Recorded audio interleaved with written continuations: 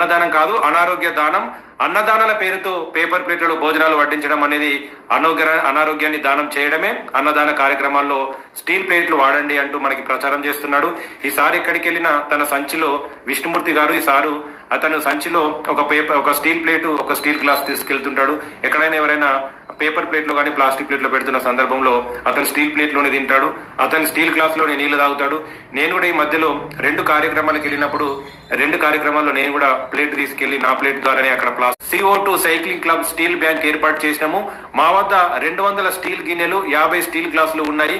ఉచితంగా ఇవ్వబడును. కావలసిన వారు 8143744761 మొబైల్ నంబర్కి సంప్రదించగలరు అంటూ భోగ విష్ణుమూర్తి గారు మరి పర్యావరణ ప్రేమికుడు, మన సమాజ అభివృద్ధిని, సమాజ మంచిగా ఉండాలని కోరుకునేటువంటి ఒక వ్యక్తి, సీనియర్ పర్సన్, దాదాపుగా 60 ఏళ్ల పైన ఉంటాడు అనుకుంటాను. Sir retire, central government retire employee, అలాగే మనకు అనేక రకాల సేవా కార్యక్రమాలు చేపడుతున్నారు. కాబట్టి మరి సార్ గారు చెప్పినటువంటి ఈ అంశం గురించి మీరు ఒకసారి స్క్రీన్ షాట్